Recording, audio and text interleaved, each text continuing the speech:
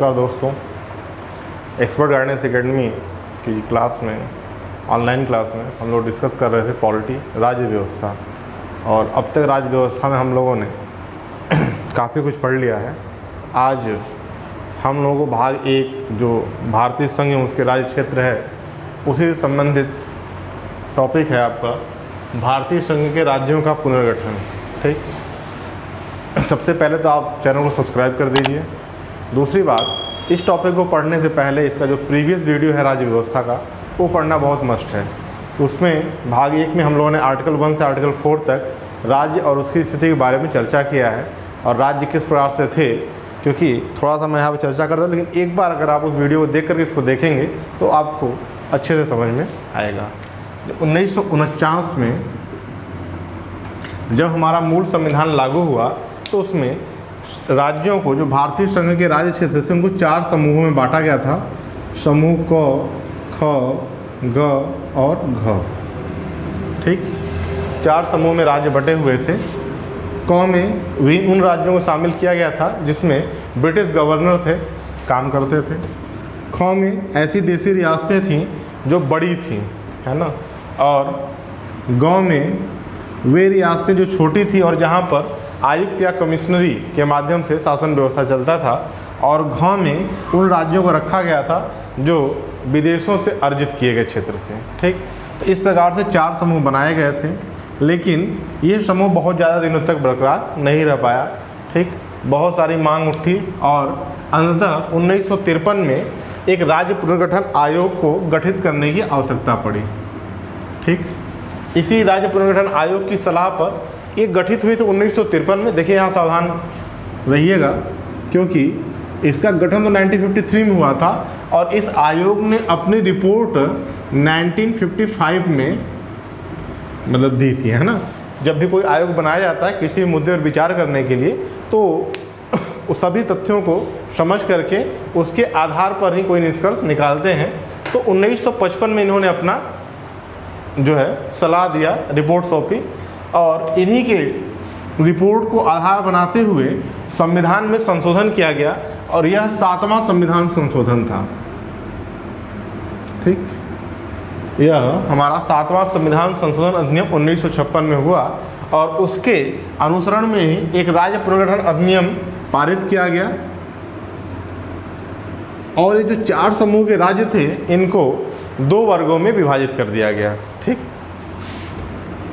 इन 4 समूह के राज्यों को 2 वर्गों में विभाजित कर दिया गया।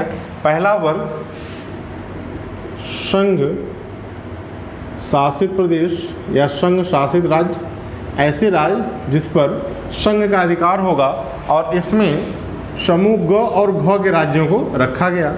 और दूसरा था पूर्ण राज्य, जिसमें समूह क और समूह ख के राज्यों को रखा गया। और इस तरीके से उस समय भारत में कुल 14 राज्य, जो पूर्ण राज्य थे वह 14 थे और 6 संघ शासित प्रदेश बने। ठीक, मतलब पहले मूल संविधान में राज्यों को 4 भागों में बांटा गया था। आगे चल करके इन सब प्रावधानों के तहत इन राज्यों को 2 भागों में बांटा गया। एक ऐसे राज्य जो संघ शासित राज्य कहलाए, दूसरे पूर्ण राज्य। पूर्ण राज्यों की संख्या उस समय 14 थी और संघ शासित राज्यों की संख्या 6 थी। ठीक, ये आपका विभाजन रहा। लेकिन ये जो प्रक्रिया है, जितनी आसानी से हमने बताया, यह इतनी सरलता से हुआ नहीं था। इसके पीछे भी कुछ कहानियाँ हैं जिनसे बहुत सारे प्रश्न आपके एग्जाम में पूछे जाते हैं। ठीक, तो राज्य पुनर्गठन से संबंधित जो और भी प्रमुख आयोग हैं उनके बारे में हम लोग थोड़ा सा डिस्कस करते हैं।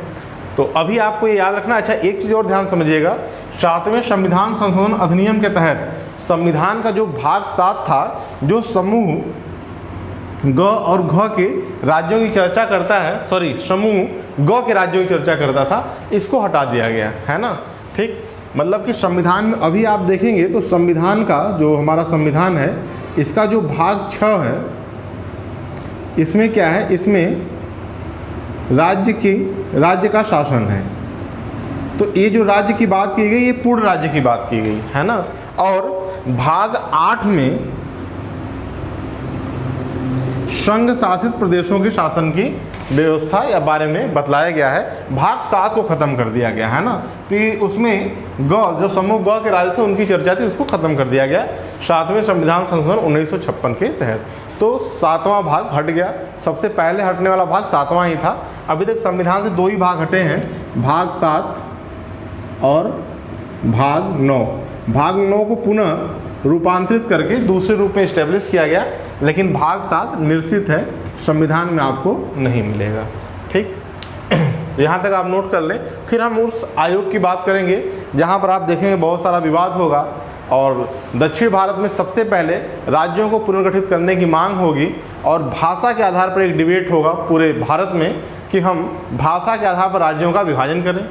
आगामी कुछ स्थितियाँ बनेंगी, कुछ आयोग का गठन किया जाएगा जो भाषा के आधार पर नए राज्यों को बनाने का पूर्णतः विरोध करते हैं, क्योंकि अगर हम भाषा के आधार पर राज्यों को बनाने लगेंगे तो भारत में बहुत प्रकार की भाषाएं हैं और छोटे छोटे बहुत सारे स्टेट बन जाएंगे। लेकिन फिर भी ये आंदोलन इतना तेज हुआ कि अंततः हमें भाषा के आधार पर ही राज्यों को बनाना पड़ा। और सबसे पहले आप देखेंगे कि भाषा के आधार पर बनने वाला राज्य आपका आंध्र प्रदेश था, 1953 में बना यह। और इसको पहले जो पूरा हमारा अभी आप आज का तमिलनाडु, आंध्र प्रदेश और तेलंगाना, इन तीनों को अगर आप मिला दें तो ये मद्रास प्रेसिडेंसी थी अंग्रेज़ों के समय में, और आज़ाद होने के बाद भी मद्रास को पूर्ण राज्य यानी समूह क के राज्यों में रखा गया था। ठीक, और बाद में चल करके जब विभाजन की बात चली तो वहाँ पर देखिए भाषा के आधार, क्योंकि जो दक्षिण वाला भाग है, जो तमिलनाडु का भाग है, वहाँ के लोग तमिल भाषी थे, वो तमिल भाषा बोलते थे, और जो उसका उत्तर का भाग है वहाँ के लोग तेलुगु भाषा बोलते थे, तेलुगु और तमिल। तो तेलुगु भाषा के आधार पर ही उन्होंने अपने आप के लिए अलग से राज्य की मांग की और अंततः आंदोलन इतना सारा तेज हो गया, हिंसक हो गया। उस आंदोलन के जो नेतृत्व करता थे श्रीरमल्लु, पोट्टाभी श्रीरमल्लु उनका नाम था। 1953 में उनकी मृत्यु हो जाती है और उनकी मृत्यु के बाद स्थिति जब नियंत्रण से बाहर हो जाती है तो अंततः विवस्था में ही आप कह सकते हैं भाषा के आधार पर आंध्र प्रदेश राज्य का गठन हो जाता है। आंध्र प्रदेश जिस राज्य का गठन हुआ वह तेलुगु भाषी प्रदेश था। आगे चलकर अभी देखिए 2014 में फिर आंध्र प्रदेश भी 2 भागों में बटा, एक तेलंगाना, दूसरा आंध्र प्रदेश। हालांकि यह विभाजन भाषा के आधार पर नहीं बल्कि डेवलपमेंट और विकास के लिए हुआ, क्योंकि असमानता दोनों क्षेत्रों में रही। उसकी चर्चा अभी हम करेंगे। तो अब आगे हम लोग बात करेंगे राज्यों के पुनर्गठन संबंधी जो आयोग थे उनके बारे में और उनके रिपोर्ट क्या रहे, मुख्य चीज़ों को ही देखेंगे। तो चलिए देखते हैं, जब संविधान सभा में राज्यों को 4 समूह में बांटा गया तो उसी समय एक डिबेट छिड़ी कि राज्यों को भाषा के आधार पर बनाया जाए, और इसी को देखते हुए भारत सरकार ने सबसे पहले एस.के. धर की अध्यक्षता में एक धर आयोग बनाया। ठीक, जिसे हम भाषाई प्रांतीय आयोग भी कहते हैं। ये पहला आयोग था जो राज्य पुनर्गठन आयोग से संबंधित था। ठीक, इसका गठन जून 1948 में हुआ।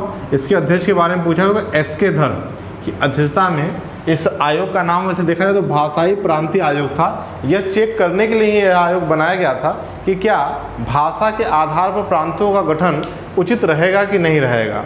ठीक, रिपोर्ट इनकी 1948 में ही आ गई थी और इन्होंने राज्यों का पुनर्गठन भाषा के आधार पर न हो करके प्रशासनिक सुविधा के आधार पर होना चाहिए, ऐसा इन्होंने अपने रिपोर्ट में दिया। यानी कुल मिलाकर के आप कह सकते हैं कि भाषा के आधार पर नए राज्यों के गठन को इन्होंने क्या कर दिया, अस्वीकार कर दिया। ठीक, तो आपसे भी पूछा गया कि एस.के. धर आयोग ने भाषा के आधार पर नए राज्यों के गठन की बात को स्वीकार किया या अस्वीकार किया, तो अस्वीकार कर दिया था, स्वीकार नहीं किया था। इन्होंने कहा कि नए राज्यों का गठन भाषा के आधार पर न होकर के प्रशासनिक सुविधा के आधार पर होना चाहिए, और वास्तव में भारत में जो राज्य हैं वह क्या है, प्रशासनिक इकाई के रूप में ही होने चाहिए, हैं भी। ठीक, आइए आगे देखते हैं। तो प्रशासनिक सुविधा के आधार पर हो, लेकिन जब इन्होंने ऐसा दिया तो हमने अभी आपसे जो जिक्र किया था कि मद्रास में, जो मद्रास हमारा प्रांत था उस समय का, ठीक, यहाँ पर ही सबसे पहले भाषा के आधार पर नए राज्य के गठन की मांग चली थी और जो आंदोलन था वह और तीव्र हो गया। इस आंदोलन के जो कर्ता धर्ता थे या जो नेता, जिसे नेतृत्व जिसे कहते हैं, किया था पोट्टाभी श्री रमल्लु। यह आंध्र प्रदेश के ही कांग्रेसी नेता थे, पोट्टाभी श्री रमल्लु, है ना। यही इन्हीं की मांग थी कि तेलुगु भाषा के आधार पर एक अलग राज्य होना चाहिए जो मद्रास से अलग हो। ठीक, जब ये रिपोर्ट आ गया तो यहाँ पर आंदोलन की तीव्रता और बढ़ गई। तो फिर एक दूसरी समिति बनाई गई जिसका नाम था JBP आयोग। इसका गठन दिसंबर 1948 में हुआ। 3 सदस्य इसके थे। ये JBP नाम से ही क्लियर है। जे से है पंडित जवाहरलाल नेहरू की, जवाहरलाल नेहरू। भी से वल्लभ भाई पटेल,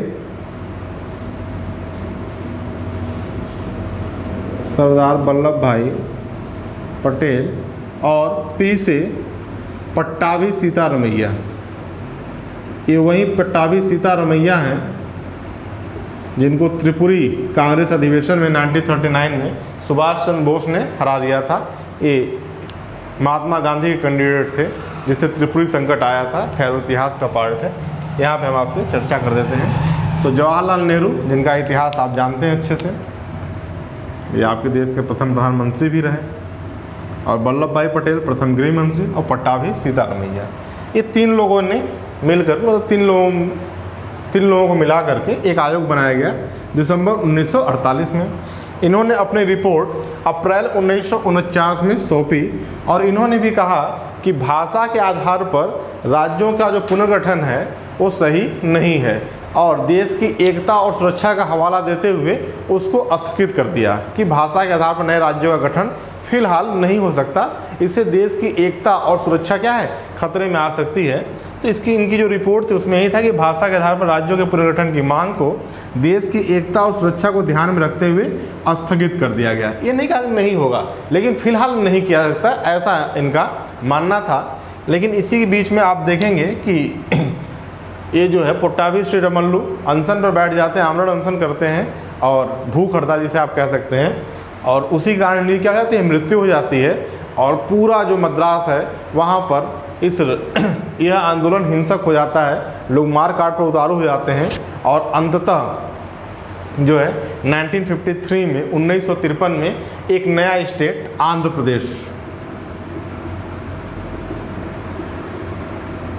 प्रदेश को मद्रास से अलग कर दिया जाता है। ठीक, ये तेलुगु भाषी प्रदेश बनता है। हालांकि कई एग्जाम में प्रश्न पूछे जा चुके हैं और फिर जब 2014 में इसका विभाजन हुआ आंध्र प्रदेश का पुनः कृष्णा आयोग की रिपोर्ट पे, तो फिर ये प्रश्न 1-2 बार एग्जाम में पूछे गए थे कि भाषा के आधार पर बनने वाला प्रथम राज्य कौन था, तो आंध्र प्रदेश 1953 में। ठीक, अब आइए उस आयोग की बात करते हैं जिसके आधार पर समूह क ख ग घ के राज्यों को समाप्त करके भारतीय संघ के पूरे संपूर्ण राज्य क्षेत्र को 2 भागों में बांट दिया गया। तो यहाँ पर देखेंगे कि एक गठन हुआ दिसंबर 1953 में, यही चेक करने के लिए कि क्या भाषा के आधार पर राज्यों का पुनर्गठन किया जाए या फिर राज्यों का पुनर्गठन किस आधार पर हो। क्योंकि आंध्र प्रदेश जब राज्य बन गया तो अलग अलग क्षेत्रों में, जैसे आप देखिए जो बॉम्बे प्रेसिडेंसी था, बम्बई प्रेसिडेंसी उस समय उसका नाम था, उसके बाद मुंबई हुआ है ना। तो मुंबई को अगर आप देखें, वो जो उस समय प्रेसिडेंसी थी, तो उसमें पूरा महाराष्ट्र जो मराठी भाषा क्षेत्र था और पूरा गुजरात जो गुजराती भाषा क्षेत्र था। यहाँ पर भी मांग होने लगा कि भाई गुजरात वाले जो थे वो कह रहे थे हमें भाषा के आधार पर इनसे क्या किया जाए, अलग किया जाए। ऐसे ही देश के अलग अलग इलाकों में भी, पंजाब और हरियाणा में भी है ना, हरियाणवी बोली भाषा अलग थी और पंजाबों का अलग था, यहाँ पर भी मांग उठने लगा। तो इस तरीके से देखने के लिए तो फिर एक अलग से पुनः आयोग बनाया गया, फजल अली आयोग। ये भी 3 सदस्यीय आयोग था जिसके अध्यक्ष फजल अली थे। ठीक, अन्य 2 मेंबर, इनका नाम एग्जाम में पूछा गया, ध्यान रखिएगा, HN कुंजरू और KM पडिक्कर है ना। हृदयनाथ कुंजरू इनका पूरा नाम है और KM पडिक्कर। ठीक, ये 2 लोग थे।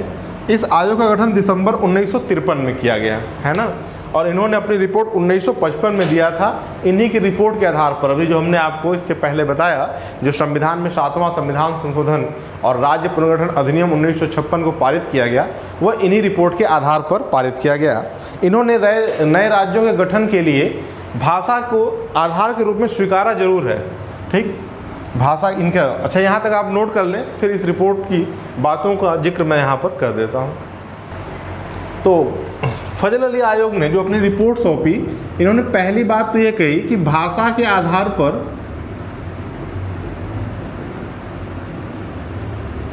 राज्यों का गठन किया जा सकता है, लेकिन ध्यान रखिएगा, लेकिन एक भाषा एक राज्य की स्थिति न बने। एक भाषा एक राज्य, अब ऐसा नहीं कि एक भाषा और एक राज्य, एक से अधिक भाषाओं को मिला करके, लगभग मिलती जुलती भाषाओं को मिला करके आप राज्यों का गठन कर सकते हैं, लेकिन एक भाषा एक राज्य के सिद्धांत को इन्होंने भी अस्वीकार कर दिया। साथ ही साथ इन्होंने कहा कि भाषा के साथ साथ सांस्कृतिक एक रूपता को भी ध्यान में रखा जाए। सांस्कृतिक एक रूपता का मतलब खान पान, पहनावा, रिचुअल्स, परंपराएं, प्रथाएं, इनको भी ध्यान में रखा जाए। ठीक, इसके बाद इन्होंने जो दूसरी बात कही कि नए राज्यों का गठन उनकी प्रशासनिक सुविधा और आर्थिक क्षमता के आधार पर भी होना चाहिए। प्रशासनिक सुविधा और आर्थिक क्षमता के आधार पर भी होना चाहिए। अब ऐसा नहीं कि राज्य आप ऐसा बना दीजिए जो आर्थिक रूप से क्या हो जाए, अक्षम हो जाए, अपने मतलब जो शासन प्रशासन खर्च उसको ही ना वहन कर सके। ठीक, तो प्रशासनिक सुविधा भी रहे, साथ साथ उसकी आर्थिक क्षमता भी होनी चाहिए कि कम से कम वो अपने शासन प्रशासन राज्य अपने आप को गवर्न कर सके, चला सके। और तीसरी चीज़, ये सब करते समय आपके दिमाग में हमेशा देश की एकता और सुरक्षा को भी ध्यान में रखना पड़ेगा। आप ऐसा कोई राज्य नहीं बना देंगे जिससे देश की एकता और सुरक्षा क्या है, खतरे में पड़ जाए। ठीक, तो यह फजल अली आयोग की जो रिपोर्ट थी उसमें इन्होंने इन 3 बातों को बताया था और इससे संबंधित प्रश्न आपके एग्जाम में पूछे गए हैं। तो एक बार देखिए क्या है ना, अगर आप पढ़ कर चीज़ों को समझ लेंगे, शब्दों का मतलब समझ लेंगे, तो आपको कहीं कोई दिक्कत नहीं होगी। और इसी के आधार पर है ना, संविधान में 7वां संविधान संशोधन किया गया और संपूर्ण भारतीय संघ को 2 प्रकार के राज्यों में वर्गीकृत किया गया। एक को हम लोग कहते हैं संघ शासित प्रदेश, जिसमें उस समय 6 प्रदेशों को रखा गया, और दूसरा पूर्ण राज्य, जिसमें 14 राज्यों को रखा गया, है ना। तो ये उस समय का जो था। आगे चल कर के आप देखेंगे कि ये 14 राज्यों से भी विभाजन होगा और धीरे धीरे आप इस समय वर्तमान समय में जो राज्यों की संख्या है वह कितनी हो गई है, 28, है ना। तेलंगाना बनने के बाद 29वां राज्य था तेलंगाना, लेकिन जम्मू कश्मीर जो अभी पूर्ण राज्य का दर्जा उसने अपना खो दिया है जब आर्टिकल 370 जो 370 था उसको ख़त्म करने के बाद। तो अभी वर्तमान समय में जो भारत में राज्यों की संख्या है वो कितनी है, 28 है। और यदि हम संघ शासित प्रदेशों की बात करें तो 8।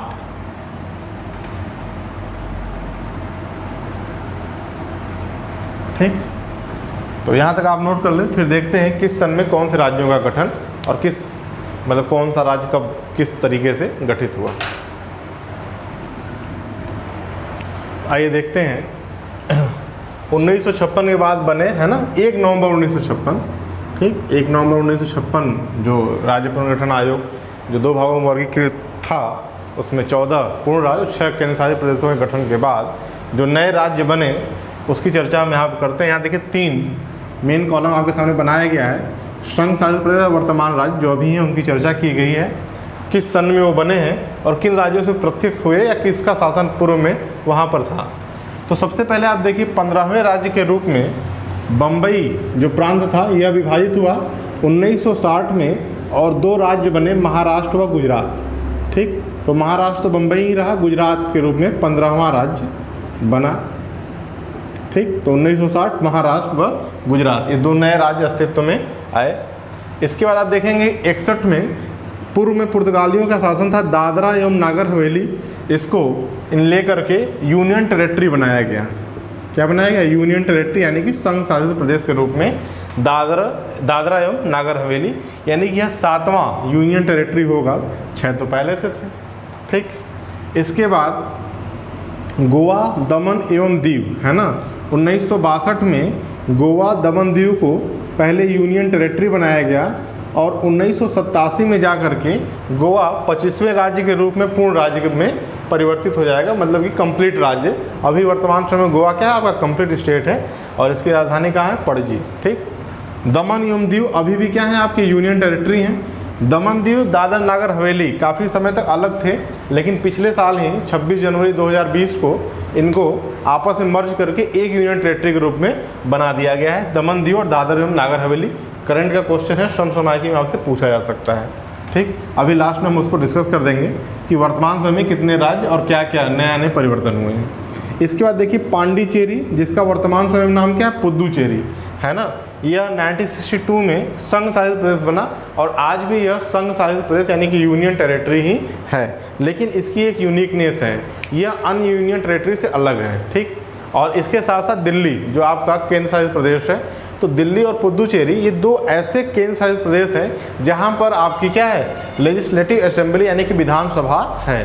ठीक, यानी यहाँ पर मुख्यमंत्रियों का चुनाव होता है और हाल ही में भी पुदुचेरी में चुनाव हुए हैं, तो आपको ये दिमाग में रखना है। ठीक, ये जो पांडिचेरी है इसकी चर्चा हम लोगों ने फ्रांसीसी जब भारत में अपनी बस्तियों की स्थापना कर रहे थे वहाँ पर हमने सुना था, और आप देखेंगे वेलिकोंडा से जो थे सूबेदार, उनसे अली खान से लेकर के पांडिचेरी नगर बसाया गया था फ्रांसीसियों के द्वारा, और कराईकल, यनम और माहे इन्हीं तीनों को मिला करके ही पांडिचेरी बनाया गया है। ये तीनों आप मैप में देखेंगे अलग अलग स्थान पर हैं। जैसे अमूमन जो राज्य होते हैं उनकी सीमाएं एक दूसरे से मिली होंगी, लेकिन जब आप पांडिचेरी का मैप देखेंगे तो इन तीन चीज़ों को आपको देखना पड़ेगा, कराईकल, यनम और माहे। ठीक है, तो कुछ तो पूर्वी तट पर और कुछ पश्चिमी तट पर हैं। तो यहाँ पर आपको फ्रांस का अधिकार था, इससे लेकर के यूनियन टेरिटरी बनाएगा और अभी भी यह यूनियन टेरिटरी ही है। इसके बाद देखिए नागालैंड 16वें पूर्ण राज्य के रूप में, क्योंकि 15वां महाराष्ट्र गुजरात के बाद ये जितने भी राज्य बने यह सब यूनियन टेरिटरी थे। 1963 में नागालैंड सांस्कृतिक एकरूपता को ध्यान में रखते हुए नागा पहाड़ियों और त्वेन सांग का जो क्षेत्र था, यहाँ पे नागा लोग रहते हैं, मंगोलाइट प्रजाति के लोग रहते हैं, छोटे छोटे कद के। ठीक, तो 1963 ईस्वी में 16वें राज्य के रूप में, ये नॉर्थ ईस्ट का स्टेट है, भारत के उत्तर पूर्वी राज्यों में से एक है नागालैंड, है ना। ठीक, इसकी राजधानी कहाँ है, कोहिमा। तो 16वां राज्य आपका नागालैंड बना। इसके बाद 17वां राज्य हरियाणा, जो पंजाब से अलग हुआ 1966 ईस्वी में, और 17वां राज्य बना। ठीक, हरियाणा और पंजाब की राजधानी को लेकर के एक स्थान है चंडीगढ़, बहुत ही वेल डेवलप और भारत का नियोजित शहर कहा जाता है इसे, पूरी प्लांट सिटी है चंडीगढ़, है ना। चंडीगढ़ पर अधिकार को लेकर के कि भाई चंडीगढ़ पंजाब चाहता था उसके मिले और हरियाणा चाहता था उसके मिले, तो एक मतलब आपस में इनके बीच में डिस्प्यूट हो गया, तो चंडीगढ़ को यूनियन टेरिटरी बना दिया गया। इसी समय 1966 में ही चंडीगढ़ आपका क्या बन गया, यूनियन टेरिटरी, यानी 7वें 8वें बाद ये 9वां यूनियन टेरिटरी चंडीगढ़ बना आपका 1966 में ही पंजाब से अलग होकर के। ठीक, और वर्तमान समय में पंजाब एवं हरियाणा दोनों की राजधानी कहाँ है, चंडीगढ़ ही है। ठीक, तो चंडीगढ़ एक संघ शासित प्रदेश है।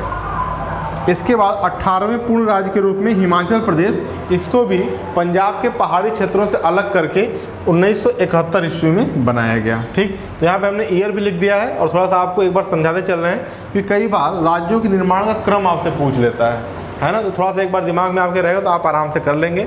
इसी लिस्ट को नीचे और आगे बढ़ाएंगे, हमने बगल में लिख दिया क्योंकि नीचे स्पेस नहीं है, दिखाई नहीं देगा आपको। यहाँ देखिए फिर 19वें राज्य के रूप में मणिपुर 1972 में, इसी के साथ ही त्रिपुरा, ठीक, और मेघालय, है ना। ठीक, तो मणिपुर, त्रिपुरा ये तो पहले से ही भारत के यूनियन टेरिटरी के रूप में थे, इनको पूर्ण राज्य का दर्जा मिल गया। मेघालय को 22वां संविधान संशोधन करके पहले 1969 में 1969 में स्वायत्त शासी प्रदेश बनाया गया था। ठीक, और 1972 में इसे पूर्ण राज्य का दर्जा मिला, है ना। पहले यह स्वायत्त शासी प्रदेश था मेघालय। ठीक, 1972 में इसे पूर्ण राज्य दर्जा मिला 21वें राज्य के रूप में। फिर 1975 में 36वें संविधान संशोधन के माध्यम से आप जानते हैं सिक्किम को 22वां राज्य का पूर्ण दर्जा मिला।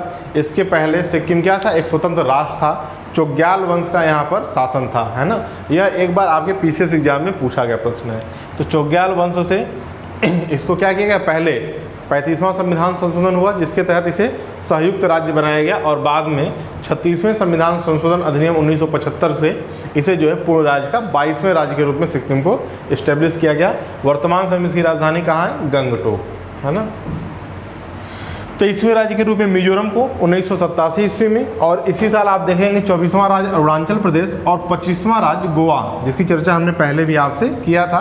1962 में गोवा क्या था, यूनियन टेरेटरी बना था, और 1987 में 25वें राज्य के रूप में पूर्ण राज्य बन जाता है। और काफ़ी दिनों तक भारत में राज्यों की संख्या क्या है, 25 रहती है। 87 के बाद आप देखेंगे सन 2000 में, है ना, ठीक। और यह जो दशक है यह विकास के आधार पर बने हुए राज्य हैं, ठीक। इसके पहले आप देखेंगे तो नागालैंड सांस्कृतिक एकरूपता के आधार पर बना, हरियाणा भाषा के आधार पर बना, हिमाचल प्रदेश अपने रिचुअल्स के आधार पर बना, ठीक, मतलब भौगोलिक आधार पर। वर्तमान समय में राज्य जो है विकास के आधार पर ही अलग अलग रूप में विभाजित हो रहे हैं। छत्तीसगढ़ को 1 नवंबर 2000 को मध्य प्रदेश पुनर्गठन अधिनियम के तहत बनाया गया, यानी 1 नवंबर को छत्तीसगढ़ की स्थापना हुई। इनका भी क्रम कई बार एग्जाम में पूछा गया, क्योंकि ईयर एक है इसलिए कौन पहले बना ये पूछा जाता है आपसे एग्जाम में। उत्तराखंड 9 नवंबर उत्तर प्रदेश पुनर्गठन अधिनियम 2000 से बना, और झारखंड 15 नवंबर 2000 को बिहार पुनर्गठन अधिनियम 2000 से बना, ठीक। तो छत्तीसगढ़, उत्तराखंड और झारखंड इस प्रकार से ये 26वां, ये 27वां और ये 28वां राज्य बने। और फिर जो आंध्र प्रदेश 1953 में मद्रास से अलग होकर बना था, वहाँ पर फिर से पुनर्गठित हुआ, और कृष्णा आयोग की अनुशंसा पर 2 जून 2014 को तेलंगाना को पुनः आंध्र प्रदेश से अलग करके 29वें राज्य के रूप में इस्टेब्लिश किया गया। तो इस प्रकार से भारत में कुल राज्यों की संख्या 29 हो गई थी, और काफ़ी दिनों तक यह संख्या बनी थी सन 2019 के पहले तक, ठीक। भारत में कितने राज्य हो गए थे, 29 राज्य हो चुके थे। तेलंगाना की राजधानी कहाँ है, हैदराबाद, और आंध्र प्रदेश की राजधानी अमरावती, ठीक। इसके बाद आप देखिए एक नया संविधान संशोधन किया गया, और जो जम्मू कश्मीर जिसे पूर्ण स्टेट का दर्जा था, और उसके लिए एक अलग से कॉन्स्टिट्यूशन की व्यवस्था अनुच्छेद 370 के तहत की गई थी। लेकिन उस अनुच्छेद 370 को समाप्त करके जम्मू कश्मीर को 2 अलग अलग भागों में बांट दिया गया। अनुच्छेद 370 को निरसित करके संविधान से जम्मू कश्मीर स्टेट को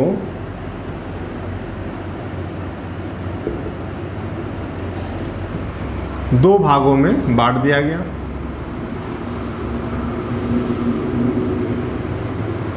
पश्चिम वाला जो भाग था इसको जम्मू एंड कश्मीर ही कहा गया, और जो इसका पूर्वी भाग था उसे लद्दाख क्षेत्र कहा गया, ठीक। और ये जो पूर्ण रहा था जम्मू कश्मीर, इसको 2 यूनियन टेरेटरी में विभाजित कर दिया गया। तो भारत में जो यूनियन टेरेटरी 7 थे उनकी संख्या इन दोनों को ऐड हो करने पर 9 हो जाती है, और जो राज्य 29 से जम्मू कश्मीर को लेकर के एक राज्य माइनस होने पर 28 हो जाती है। तो देखिए जम्मू कश्मीर को लेकर के कुल 9 यूनियन टेरेटरी हो गए थे, लेकिन 26 जनवरी 2020 को दादर नागर हवेली और दमन दीव को एक में मिला करके, है ना, एक यूनियन टेरेटरी की संख्या क्या हो जाएगी, कम हो जाएगी, क्योंकि इनको एक में मिला दिया गया है। अब यह पूरा एक, लेकिन है अभी भी ये क्या यूनियन टेरेटरी है, संघ शासित प्रदेश ही हैं। तो इस प्रकार से संघ शासित प्रदेशों की संख्या अब कितनी हो गई, 8 हो गई। यानी वर्तमान समय में भारत में टोटल 28 कंप्लीट स्टेट यानी 28 पूर्ण राज्य और 8 केंद्र शासित प्रदेश यूनियन टेरेटरी हैं, ठीक। और इस तरीके से हमने आपके सामने सभी राज्य और उनके बनने की स्थिति सन को रखा। इसको ढंग से आप एक बार पढ़ लेंगे, याद कर लेंगे। नेक्स्ट चैप्टर में हम लोग सिटीजनशिप अमेंडमेंट एक्ट के साथ साथ ही नागरिकता पार्ट 2 जो अनुच्छेद 5 से लेकर के 11 तक दिया हुआ है उसको चर्चा में इस समय है, और किस प्रकार से नागरिकता को देने या लेने का संसद के अधिकार है उसके बारे में चर्चा करेंगे। Thank you.